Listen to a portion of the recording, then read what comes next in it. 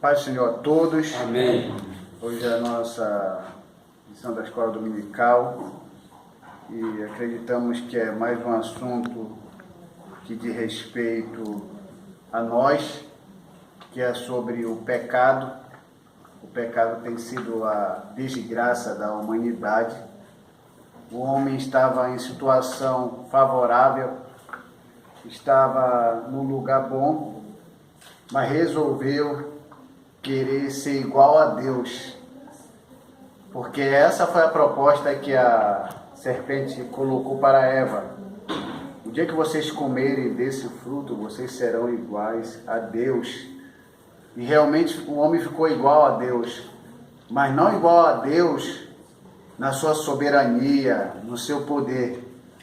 O homem ficou igual a Deus na mesma comparação de uma pessoa que está doente em relação ao médico.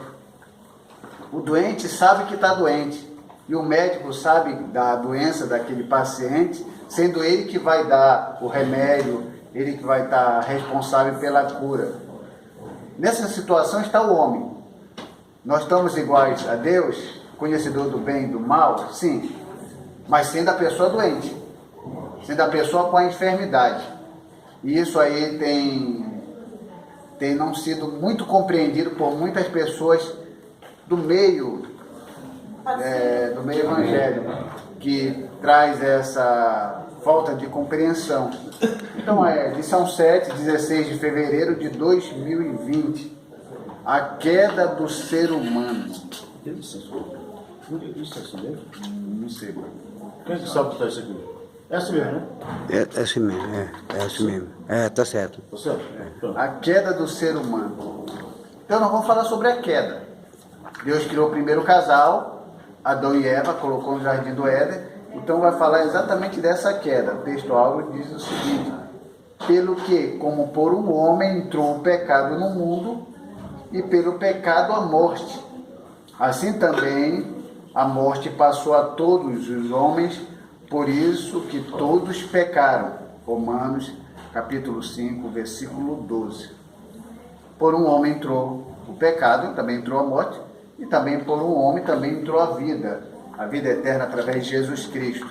Agora eu queria fazer uma pergunta para vocês.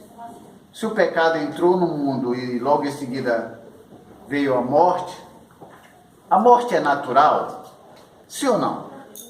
A morte é natural? Eu acho que é natural, né?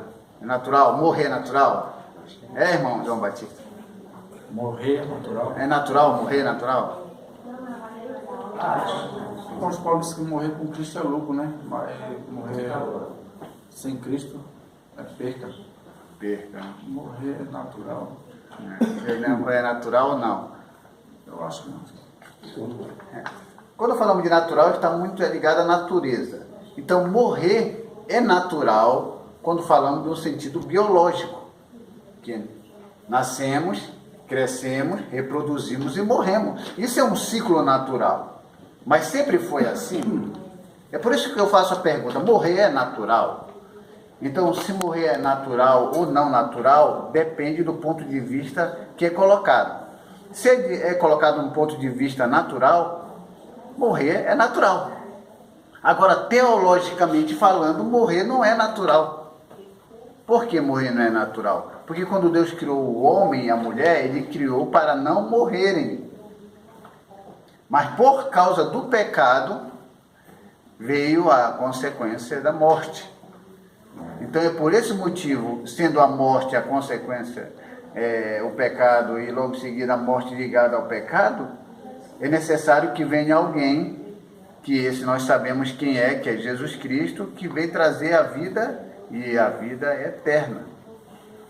Então, quando nós falamos sobre morte, a morte só passa a ser natural por causa do pecado, por causa dessa situação que está acontecendo aí. Mas teologicamente não é. Então Deus não criou o homem para morrer. Não, Deus não criou o homem para morrer. Deus criou o homem para viver. Tudo prova de que quando morremos aqui, nesse corpo terreno, mas ainda continuamos em vida, tanto com Deus sem Deus. na eternidade. A gente vê que existia até um ditado espírita que estava sendo numa livraria que dizia bem assim: não se mate, você não morre. Isso é interessante. Não adianta você se matar, você não vai morrer. O que queria dizer? Que você conseguia simplesmente dar fim nessa vida terrena, nesse corpo aqui, matéria, mas que a tua alma e o teu espírito ainda continuavam ainda a existir. É por esse motivo que existe aquela questão, o já e o ainda não. Isso é interessante. O já e o ainda não. Por que o já e ainda não? Porque já, através de Cristo, somos purificados e escolhidos para Deus, embora vivendo na natureza pecaminosa, mas podemos, além disso, depois da morte de Cristo, conseguimos uma vida eterna. O já, porque recebemos através de Cristo. O ainda não, porque ainda não fomos arrebatados e recebemos um corpo glorificado. Então, ainda não. Mas o apóstolo Paulo disse que quando aquele que vier e que é perfeito, nós teremos como ele é perfeito. Então, quando nós falamos de perfeição, estamos muito dentro daquela questão. O homem pode ser perfeito? O homem é perfeito? Sim ou não? Uma vez eu comentei isso aqui com vocês. O homem é perfeito? Sim ou não? Não, né? Não é perfeito. O homem é perfeito? Não é perfeito. O homem é perfeito? Não. É interessante. Quando nós falamos o homem é perfeito, o nosso pensamento é entender de algo que não pode errar de hipótese alguma. Uma coisa que está extremamente correta e que não há imperfeição, então ele é perfeito. Então, partindo dessa ideia de que o homem é perfeito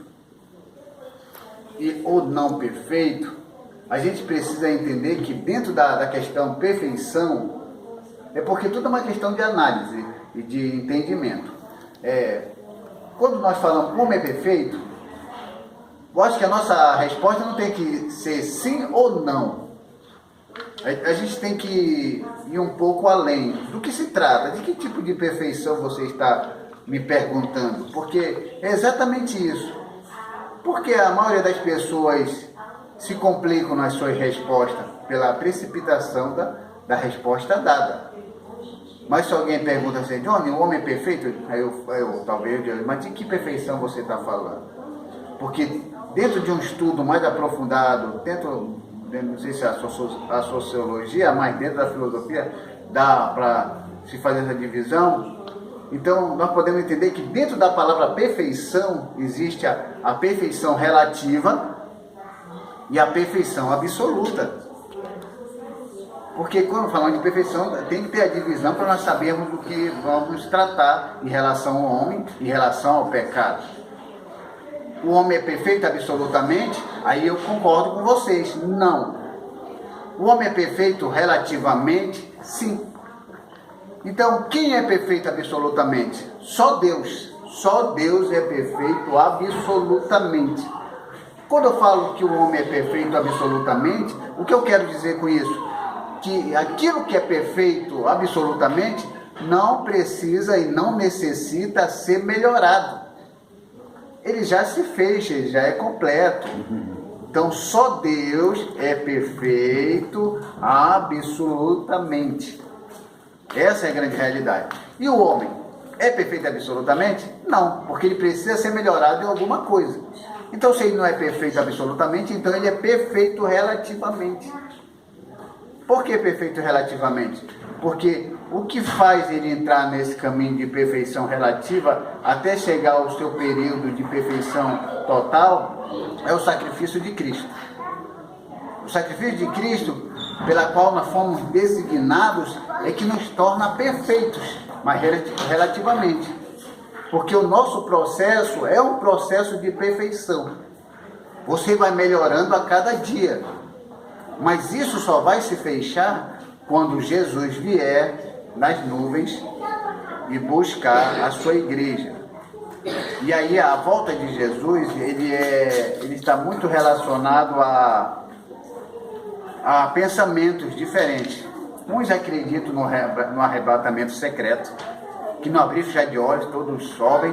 Uns acreditam que ainda vão passar pela grande tribulação, outros acreditam que é lá no final da grande tribulação. Então, os pensamentos escatológicos acerca da volta de Cristo, cada um tem uma ideia, cada um tem uma tese. Então, a escatologia, que é o estudo das últimas coisas, vai estar muito relacionado a isso. Quem é que conhece o futuro aqui? Nós não sabemos o futuro. A palavra do Senhor nos dá guias que, pela nossa vontade de saber o que vai acontecer lá no futuro, e muitas coisas deduzimos e entendemos que seja assim.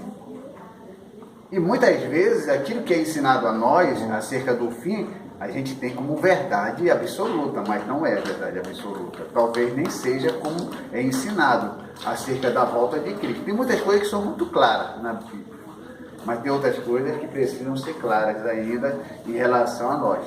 Mas outra coisa em relação a esse conhecimento, nós nunca podemos afirmar que um texto entendido da Bíblia, ele vai passar a ser uma revelação de Deus. Porque isso também seria um outro absurdo. Seria uma outra colocação que não se encaixa no livro sagrado. Já vê aquelas pessoas que quando vão ler a Bíblia falam assim, ó, Deus me revelou o texto. Isso é mentira. Deus não revela nada na Bíblia. Isso é interessante. Deus não revela nada na Bíblia. A Bíblia já está revelada. Por que eu falo isso? Quando falamos de que a Bíblia não revela, é que a gente tem que entender o pré-bíblico